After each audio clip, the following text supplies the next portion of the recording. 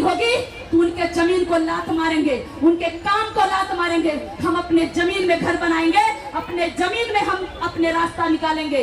साथियों, जमीन होगा तो क्राइम रुकने विचारधारा के लोग हैं, जो कुंठित मानसिकता के लोग हैं, जो बीमार लोग हैं, वो नहीं चाहते कि आपके बच्चे पढ़ लिख पाए, वो नहीं चाहते कि उनके भी बच्चे नौकरी करें।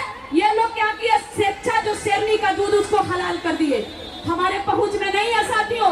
कल के लिए अगर सरकार नौकरी ऑफर करेगी तो आप बताइए क्या आपके बच्चों को नौकरी मिलेगी?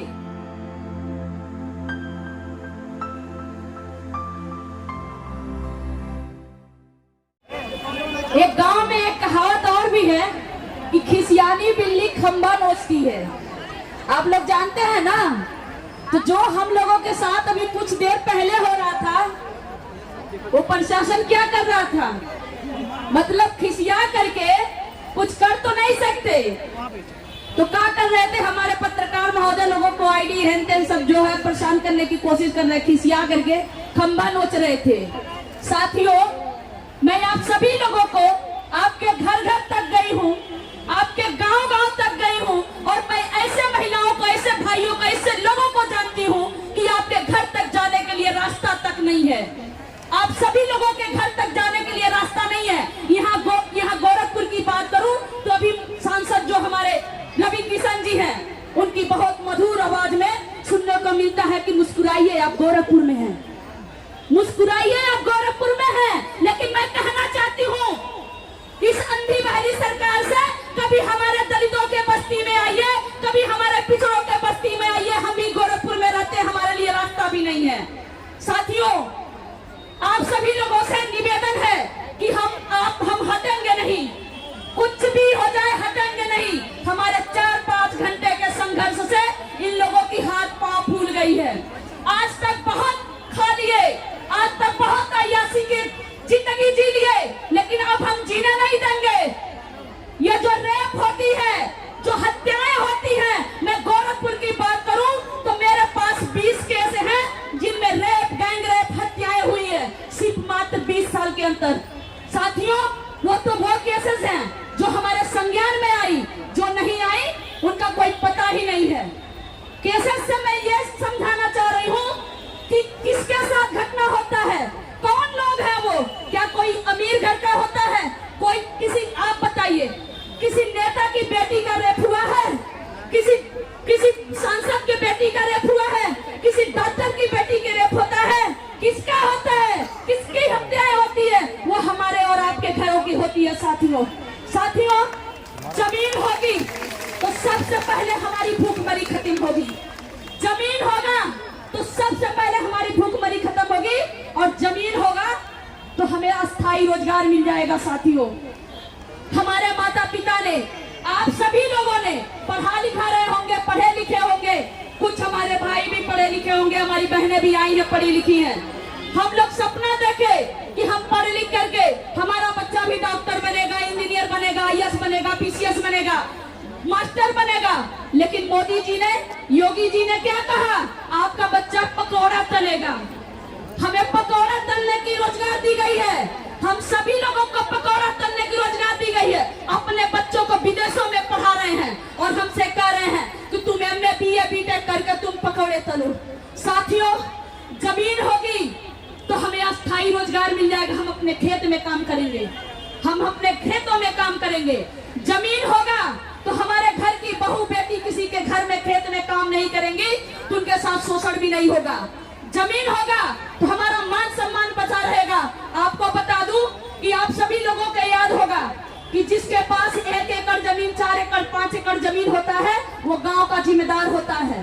और सुबह सुबह लोग आते हैं तो कहते हैं खेत में काम करने के लिए।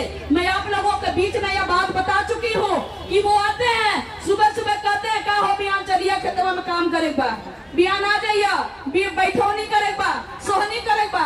अगर हमारे लोग नहीं जा पाते हैं तो वो बेईमान लोग, वो गद्दार लोग सुबह सुबह आते हैं, उनकी तेवर बदल जाती है और वो क्या कहते हैं, देखते हैं कल कहाँ से तुम्हारी भैंस जाती है, देखते हैं तुम्हारी बकरिया कहाँ जाएगी, देखते हैं तुम्हारा बच्चा कहाँ जाएगा, देखते हैं तुम्हारी गैया कहाँ जाएगी।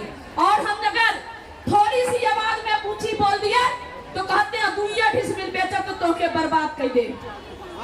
ये डायलॉग जो 2 डिसमिल बेचा तो तोके बर्बाद कर दे, ये बताइए वो पावर कहां से आया?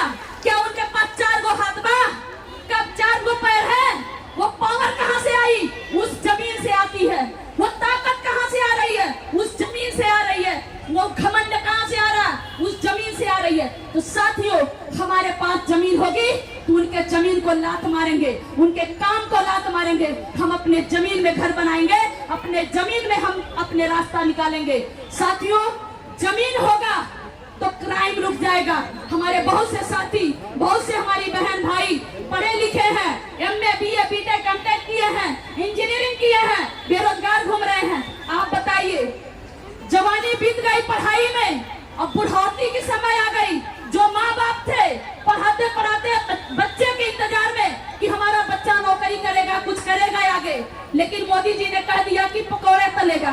पकौड़ा से घर चलता है? आप बताइए, आप सभी लोग पकौड़े तलने के लिए आए हैं? पकौड़े तलेंगे? साथियों, इन्होंने पकौड़े तलने का रोजगार दे दिया और अब क्या हो रहा है? वही हमारे साथी, वही हमारा भाई जो MA BTech करके MTech करके इंजीनियर करके घूम रहा है, वो क्राइम बंद करने के लिए मजबूर हो रहा है साथियों, क्योंकि उसके घर में बच्चे बीमार पड़े हैं, माँ बीमार पड़ी है, या तो खुद का हत्या करेगा या तो दूसरों का हत्या करेगा। तो कम से कम जमीन होगी तो ऐसी नौबत नहीं आएगी साथियों। उसको किसी की हत्या करने की जरूरत नहीं पड़ेगी, किसी की छिनैती करने की जरूरत नहीं पड़ेगी, अपने खेत में काम करेगा। जमीन होगा तो हमारा और आपका मान सम्मान बना रहेगा। साथियों, हम अभी सुबह से हैं तो ये हाल है, अभी रात रुकेंगे और हम तभी हटेंगे।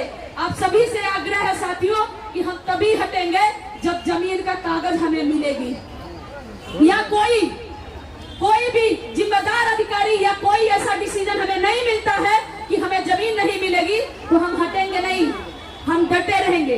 इसलिए आप सभी से आग्रह है साथियों कि हम कहते हैं कि हमारा नारा होना चाहिए, हम सभी का प्रण होना चाहिए कि हम सब तब तक नहीं हटेंगे। मैं आप लोगों को गांव में जाती थी तो मैं आप लोगों को समझाती थी कि ये 5 किलो राशन हमारे बच्चों का भविष्य खा गया।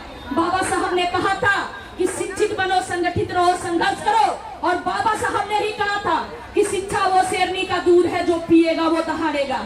ये जो मनवादी विचारधारा के लोग हैं, जो कुंठित मानसिकता के लोग हैं, जो बीमार लोग हैं, वो नहीं चाहते कि आपके बच्चे पढ़ लिख पाए, वो नहीं चाहते कि उनके भी बच्चे नौकरी करें।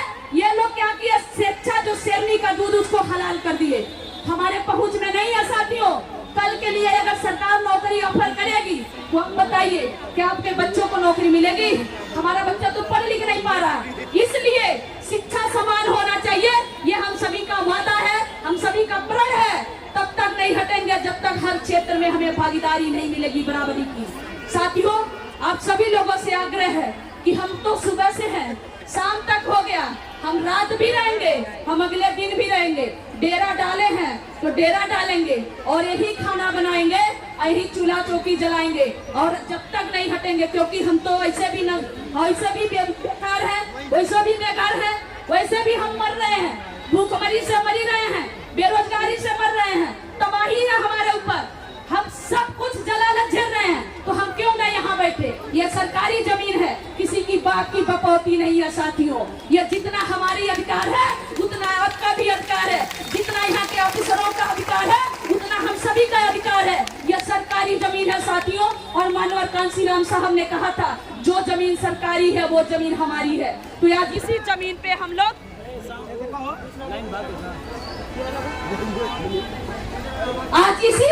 हम लोग चूल्हा चौका भी लगाएंगे, और वो लोग घबराए ना कि यहाँ हम आलू भी उगाना शुरू कर देंगे, गेहूं भी लगाएंगे।